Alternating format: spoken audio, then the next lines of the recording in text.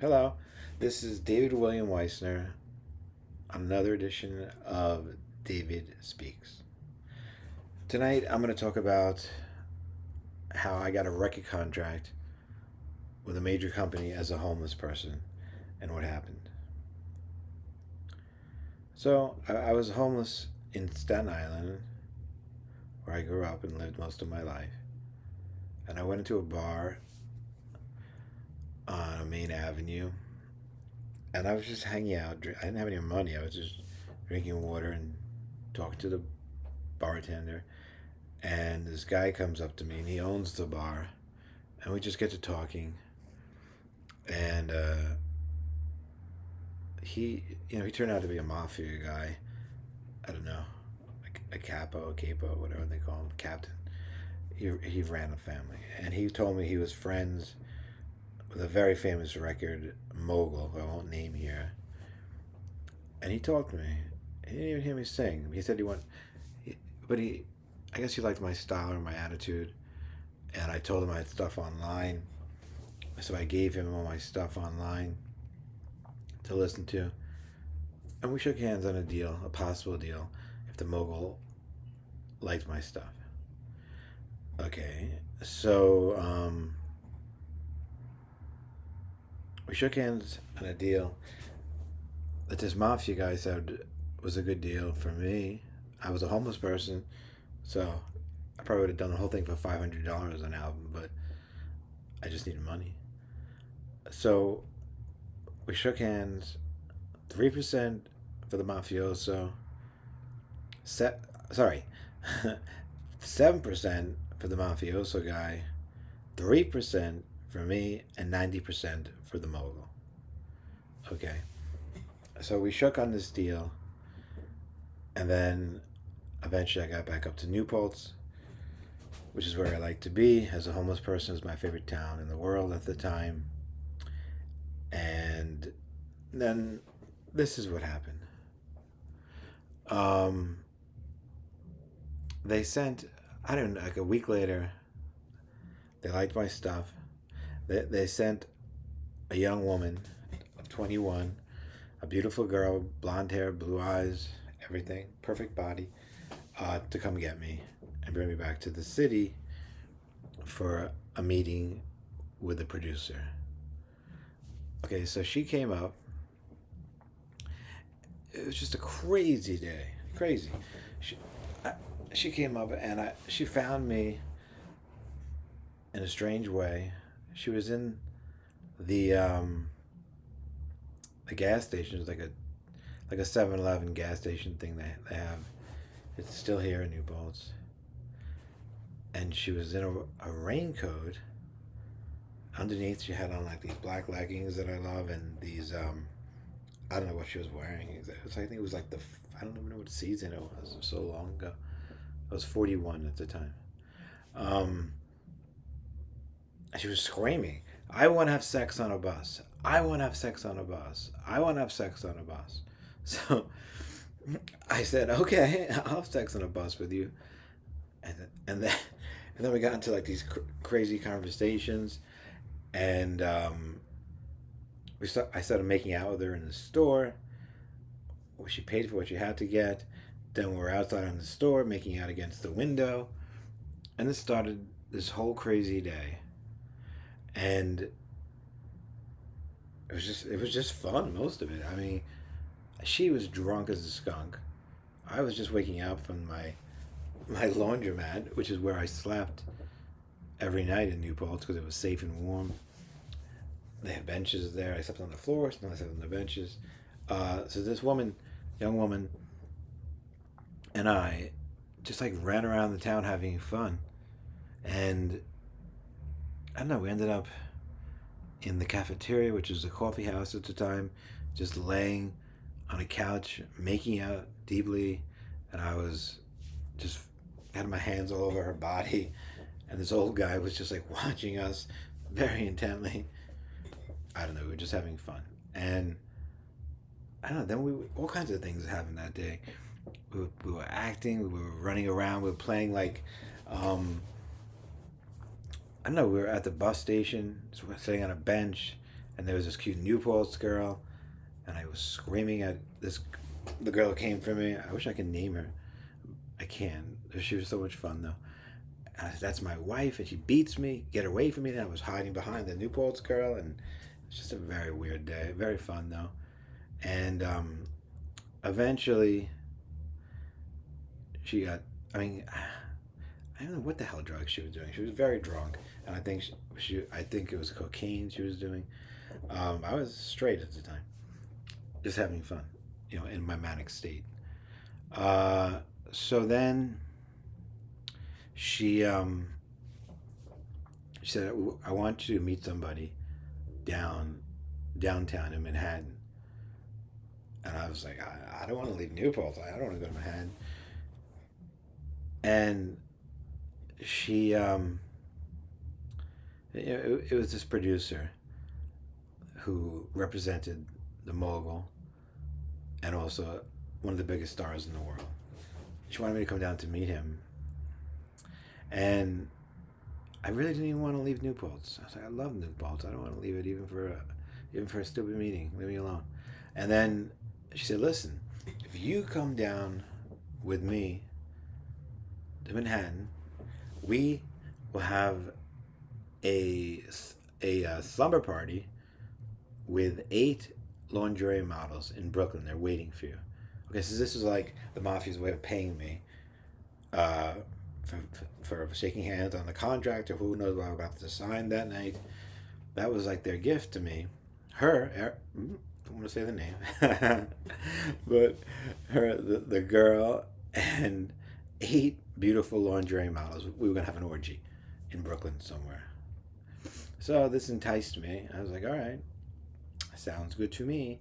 And so she got me on the bus. I had been given $40 that night by a priest at the local Catholic church for food. He gave me $40, and I refused to pay for the bus. And this is my $40. I'm keeping it. So she paid for the bus. I said, I need this money for food. Who knows what the hell is going to happen once I'm in Brooklyn, Manhattan, whatever. So we got on the bus, regular bus, like a Trailways, down from Newport's to Manhattan. And she gave me this little genie lamp full of opium. So I did opium on the bus. I was already very tired. I hadn't slept much in like probably weeks, really, only a few hours a night. So I was doing opium on the bus, and she started getting serious, putting on her makeup. All of a sudden, the crazy girl who I'd seen got very sober very fast. I guess it was her business face coming out. And more than anything, she, she got serious. And she went on her Facebook, and she was contacting people and trying to see what was going on. And she said, we have to make this appointment. And I was like, all right, let's go make the appointment. Let's go meet this guy. So we finally got off in the station, and she said, I want to go in here first. There's my sister's in here. She works for Fox News with her friend. They're supposed to be eating dinner. So we went to Fox News. We went to the table with the Fox News girl and her friend, and I was acting crazy, and my new little girlfriend was acting crazy, and we kept saying, we're gonna get married today. And the sister punched me. At first I took her beer and drank it. I don't know. We were having a great time. And the sister punched me. And this sobered me up. And I was like, beautiful woman, I think we have to get the hell out of here. Your sister's punching me. So we left after that interesting dinner. And we got on a downtown train. Okay? A subway. And I don't know, we were making out in the subway, we were fooling around. I had the genie bottle with the opium that was in it, I dropped it. We were just considering the crazy day. It was fun. I had a great time with this girl. It was just a weird Newport's, I don't know, record industry day. And then we got all the way downtown to the bar. And she brought me into the bar. It was crowded. I was tired. I was drunk on whatever else she gave me, and she brought me to this man, big black guy, and she said, "Hi, this is David Weissner." I said, "Hi, nice to meet you, sir." He said, "I am so and so. I'm a producer. I represent the mogul who I originally talked to about with the mafioso guy." And he named another huge star, even bigger star, a rock star. I produced them. Okay, so I talked to him for a few minutes, and then I guess because I was tired and just completely worn out from the crazy day and my crazy life and my manic escapade with this woman, I just screamed. I was like, let's call her Jessica. Let's give her a name now, Jessica, just so I can use the name. I started screaming, Jessica, Jessica, Jessica, get me a fucking place to sleep. I gotta get the hell out of here. I don't give a shit about this guy. Get me a place to sleep. So the whole thing got blown up. I screamed. There was a big scene. And she pulled me out. And she was like, oh, God, what the hell did you do? I was like, I don't give a shit. Just get me a place to sleep. Fuck the orgy. Fuck everything. Just leave me alone. I can't even deal with this anymore. And so she said, listen, you screwed over the wrong people. And she said, take my knife. And she gave me her knife. I said, I don't need your knife. Don't worry. And I gave it back to her. And she said, listen, I gotta run away. You have to run away. You just pissed off really, really mean people. We could die tonight. And in my manic way, it was like, they're not gonna hurt me. Don't worry about it. You keep your knife, honey. You probably need it more. And then she took a pen. She wrote her phone number on my arm in a black Sharpie and said, call me tomorrow. I want to be with you. I want to hang out. I want to be your girlfriend. I was like, all right. No, I got your number on my arm. Okay. And so that got blown up. The record deal was blown up. No orgy. And no Jessica. Because in my, I don't know, the number got smudged or whatever. I never got to call her. I've never seen her again. Okay. So that is how, in the very short form, how a homeless person got a record deal with one of the biggest names in the industry as a homeless person, and how I blew it. But did I blow it? 3%. 3%.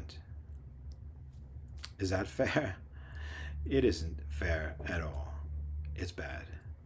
But 3% of anything is more than when you have nothing and are living on the streets and sleeping in a laundromat in New Paltz, New York.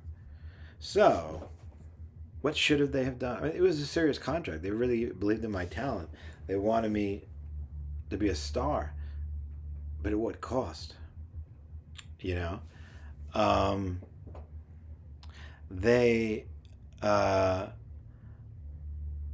What they should have done, what a normal person, I mean, these are normal people. They're big industry people. You know, mafia, they may be mean, but they're sane, hopefully. And they should have, got me off the streets and gave me an apartment. And then I would have recorded for them, even for the 3%. You know? They had their own weird ways of doing things. They thought an orgy was what I needed. When I was a man on the street, I didn't need an orgy. I needed a bed and maybe $10,000 for an apartment and food. And then, even my manic state, I would have done the record, toured, whatever. I would have made them millions, multi-millions. And me, whatever I made would have been fine with me. I agreed to the 3%. Okay. So, now let's skip ahead a while. A couple of years. I go back. I was out of jail. Let me think about this. So many things happened. I was out of jail, and I went back to the bar, and I wrote a letter to this huge star in the industry, a mogul, and I gave it to the waitress who was the gumare, the girlfriend of the mafia guy, and I said, give this to blankety blank. This is a letter, and I wrote him a letter, and I was like, listen, I'm sorry about what happened. I was manic. I screwed it up. I want my record deal back. And I gave him my phone number. I was living in my mother's house there temporarily now. So I gave that to the waitress. Somehow I got back to the right person. A couple of weeks later, I get a phone call from this person who gives me like a rap name that I never heard of. It was a weird name. He's like, "Hey, is David there? David Weissner?" And I was like, "Yeah, this is him." He's like, "This is so and so." It's like a weird rap name that I never heard before. I'm like, "Dude, don't fuck with me." And he goes, "No, no, no. This is.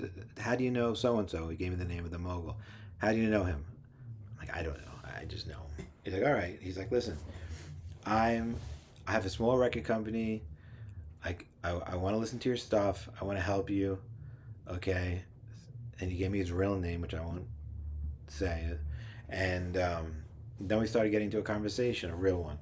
And he liked, he said, "Send me your music," and I have it online.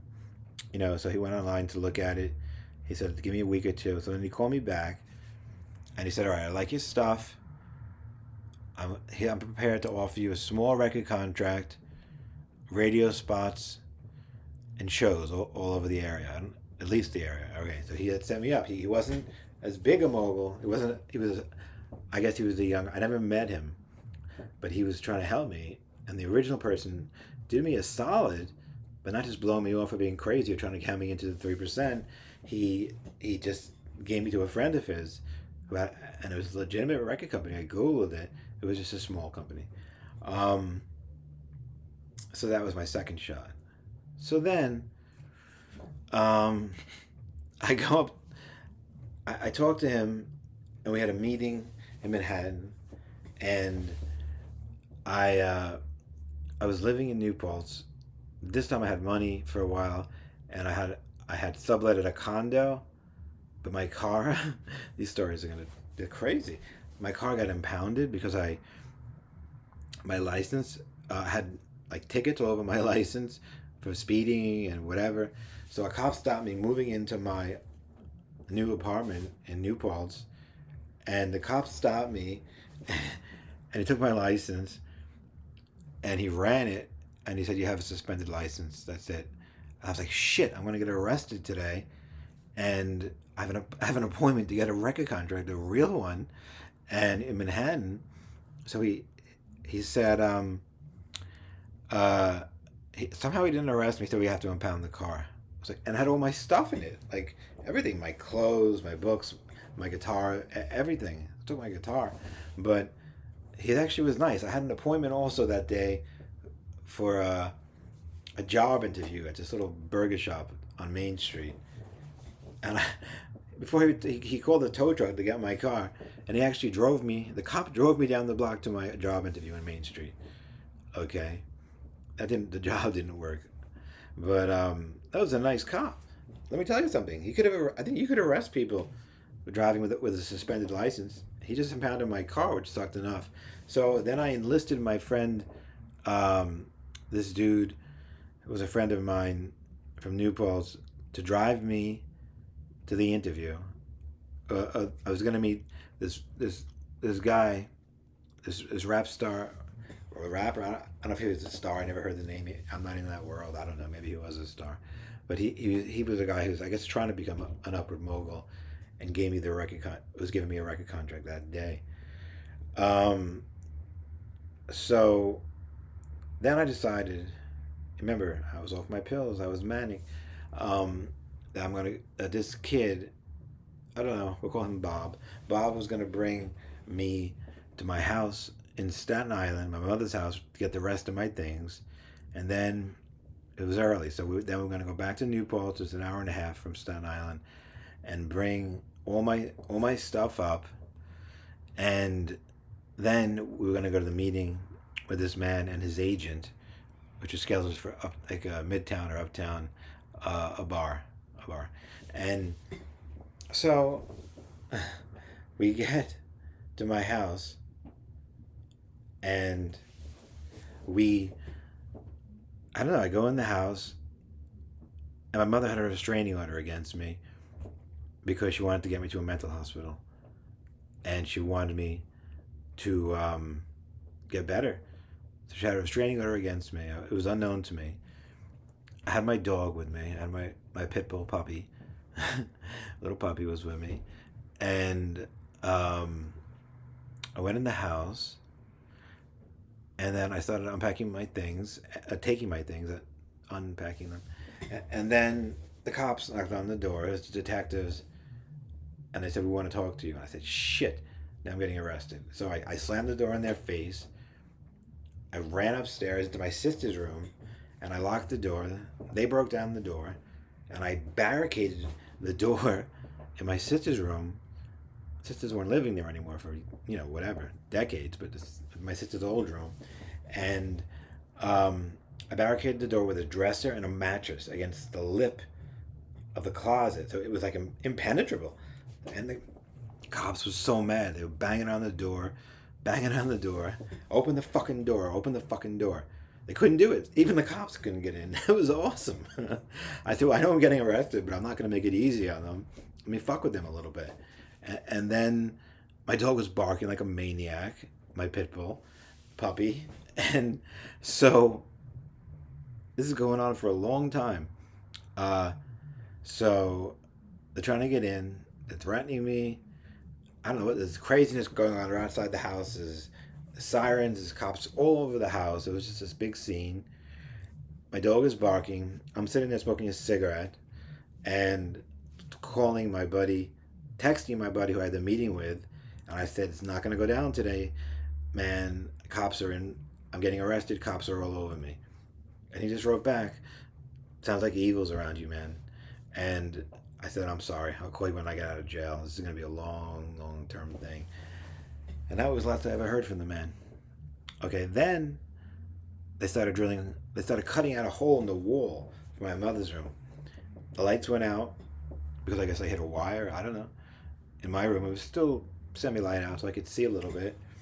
I'm sitting there hiding so I don't get shot behind the wall. The dog is with me, barking like a maniac. They cut a hole through the two rooms in the walls, and they shined one of those guns with the laser pointers, the laser printers. Not printer, laser pointer, laser beam. And they started talking to me through the hole, and I said, "If you don't let us in, we're going to shoot your dog." And I said, "All right, you're going to shoot the dog. I'll let you." I give up. I'll let you in. They said, "Tie the dog up." So I tied Puppy up really well. He was still barking like crazy, and I said, "Listen, I'm opening the door. Don't freak out. I know you're cops. I know you're mad. I'm unarmed. Don't kill me." So I opened the door, and it was just crazy. They took me by each arms, handcuffed me. They took me out of there. It was a whole hallway. There was a SWAT team.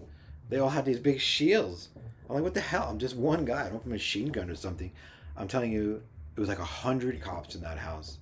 All these people with shields and heads. I don't know. They're afraid of one guy, and I guess maybe the dog, a pit bull, could be dangerous. And so they took me away. All the neighbors were out. I was screaming like crazy, all kinds of stuff. I was pretty wild, and I was amped up. I was manic. They put me in an ambulance, and they took me to the hospital, mental hospital in Staten Island. Okay, there, he talked to me. I was screaming and yelling. I was so pissed off at everything, at myself, at the day, just being manic. I had an anger problem. Probably still do. But when I was manic, I was really crazy. So they put me in a chair. They tied me to a chair. They handcuffed me, my hands and feet to a chair, and they're going to give me a shot of Haldol, the nurse, a male nurse, to give me, to calm me, sedate me. I didn't want to be in that hospital for plenty of reasons. They stole my money a long time ago when I was there. Things happened. I had locked up money. It got stolen. That's not here or there. But so I was in this hospital, and they tried to put the Haldol in me. I said, I'm not going to make it easy on him. And I tried to move my arm around. I wouldn't let him get this shot, and I spit in his face. They put a pillowcase over my head so I couldn't bite them or spit in my face. They finally got this shot in. With me, I said, I'm not going to make it easy on him. I'm just going to give him trouble, as much trouble as I can give him, because I was mad and mean. And so they finally got the shot in somehow. I don't know how the needle didn't break in me. I had my shoulder was black and blue for like weeks. like weeks. From there, the story moves on to other avenues that we can cover in another episode of David Speaks. But that is my involvement with the record business in a nutshell. Okay, I'm 54 years old today. That was 10 years ago. 10 years ago, 11 years ago. But I ended up going, which we'll cover this in another episode. I ended up going to Bellevue Hospital, 19 West, which was a jail ward. Then I spent a year in Rikers Island. I'll get into that another time. But let's talk about the record industry a little bit. You know, it's fucked up. A lot of it is run by the mafia. There are a lot of great people in the record industry. The artists are amazing. The producers are amazing. You know what? They tried to screw me. Not the second time. I get that man credit. Even though he tried to screw me for 3%, and it was the mafia who gave them to me. Who gave me to them. I'll give that man credit. I won't name him. But he did try to hook me up with a legitimate person. So, I don't know. Anyway, I don't have a record deal. And here I am. Alright, that's just another story in my life. Have a good night. Take care. Goodbye.